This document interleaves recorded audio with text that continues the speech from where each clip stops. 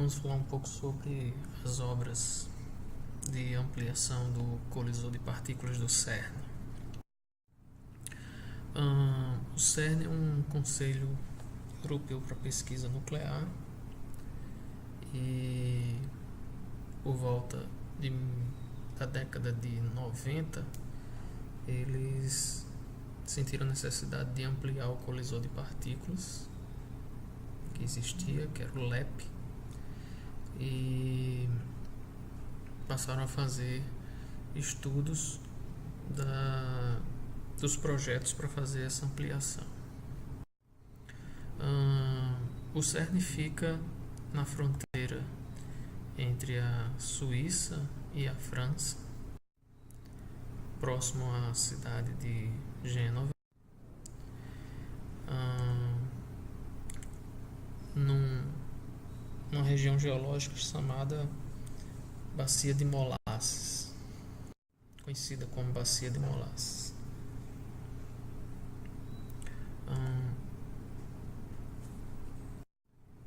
Aqui é uma visão panorâmica do CERN. Na verdade, essa panorâmica serve para mostrar o anel do colisor de partículas. É essa linha branca. Ele tem cerca de 27 km de perímetro. Esse anel subterrâneo fica situado a cerca de 90 metros abaixo da cota da superfície. Ele é pré-existente, ele foi construído há uns 40 anos atrás. Nós não vamos tocar nessa obra, nós vamos falar da ampliação que houve. Essa ampliação tem a ver com o diâmetro dos túneis e algumas outras shafts, alguns outros acessos que foram construídos. Aqui é uma outra visão panorâmica. Percebam acima o lago que existe na região e mais lá na frente os montes, os Alpes suíços, com o Mont Blanc, que é o maior monte que existe. Mais uma visão panorâmica. O hélice, o LHC, o CMS e o Atlas são estruturas para experimentos científicos de colisão de partículas. Eles ficam enterrados no subsolo nesse túnel em forma de anel.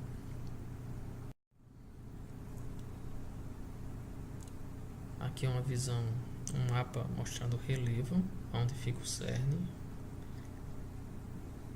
Um relevo, uma panorama mais ampliada, para vocês verem que ele fica ali no sopé, né, na borda do Alpe, né, dos Alpes. Mais uma visão do relevo do local. Ele fica bem na borda mesmo. Para saber mais sobre a origem dos Alpes, existe um fenômeno que foi a orogênese dos Alpes. Ele foi muito bem estudado já, e quem quiser tem como verificar cada etapa desse processo. Aqui é mais ou menos um esquema das estruturas.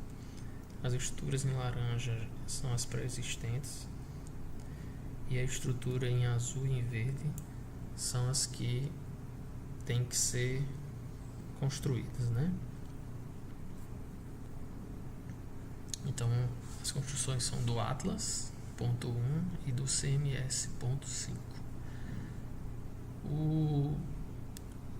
Esses pontos foram os pontos definidos para fazer essa ampliação. O outro ponto seria o ponto 3, mas ele foi descartado porque as condições dele eram muito difíceis.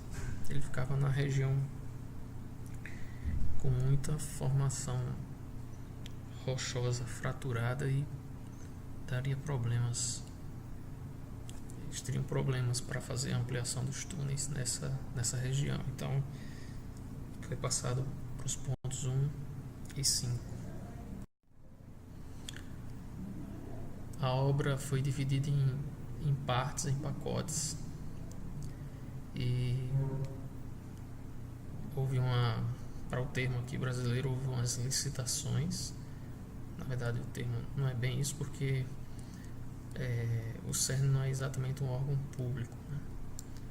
As empresas contratadas têm que ter sede nos países membros, e aí são os valores das obras, né?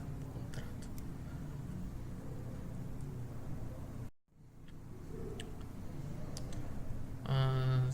As máquinas, né? Os aparatos que vão ser colocados nesses túneis são muito grandes e são muito sensíveis. É uma obra de engenharia que exige uma grande precisão. Aqui está um comparativo das dimensões. Todas essas seções são extraídas dos projetos. São vários tipos de túneis, e acima tem a seção do canal ligando a Inglaterra à França, para se ter ideia. O canal submerso, né, que liga a Inglaterra e a França, para se ter uma ideia dos tamanhos, né, dos túneis. Aqui um esquema mais detalhado do Atlas. Nós vemos que não é simplesmente um túnel de única seção, ele é bem complexo e tem essas 4 colunas, cada uma delas vai ser um shaft. Tem corredores de várias seções que se interligam, e na borda você vê a dimensão do túnel que é pré-existente. Então toda essa outra área é a área de escavação, que será ampliada, que foi, né, ampliada.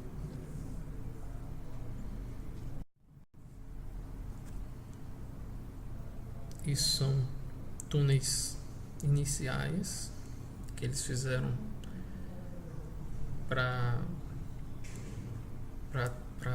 confirmar a geologia do local.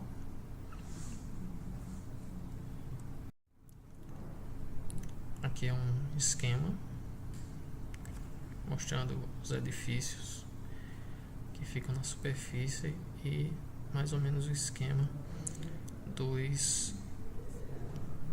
do anel, né, subterrâneo, e dos acessos. Essa imagem ela não está em escala. A profundidade está exagerada nessa análise. Aqui são as camadas, perfil geológico do Atlas. Nós temos aí cascalho, né, que é o Gravellius. Existem estratos glaciais, e eles tiveram que vencer também lençóis aquíferos, né?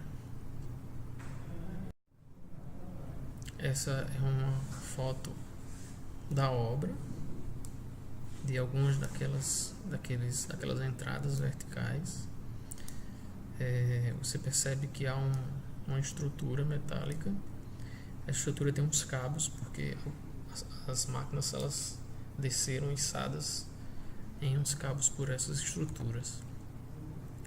A forma de escavação desses acessos, que tem em torno de 90 metros de profundidade, foi através do que eles chamam de frozen, né?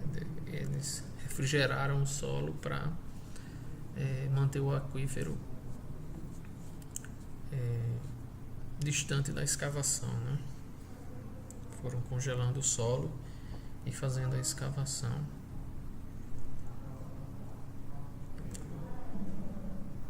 Frozen ground, isso era o termo que estava procurando, frozen ground.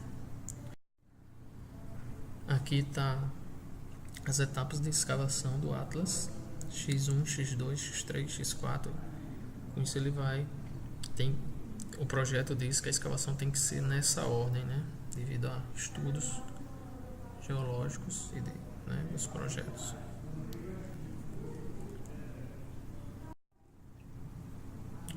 Essa é uma foto lá durante a obra, e essa estrutura ela não tá apoiada no solo. O apoio dela principal é uns cabos que tem acima. Você olhar para a luz, né, da entrada ali, você vê uns cabos. Esses cabos estão apoiando essa estrutura metálica que serve para auxiliar nas obras. Mais uma imagem de dos túneis. Aí a estrutura realmente já está apoiada, né, no próprio túnel, não é por cabo, diferente daquela primeira. Os túneis, eles eram escavados. Essa é a imagem de um túnel escavado. Na fase, né, depois de escavado já. Depois tinha uma manta de impermeabilização que eram colocadas, a manta. E depois o concreto, né, a camada de concreto para... Eu extrapolei meus 10 minutos de apresentação e estamos em 11 ou 12, talvez. Então vamos ter aí mais uns 3 minutos para completar os 15 para as perguntas do pessoal. Essas são algumas das referências consultadas.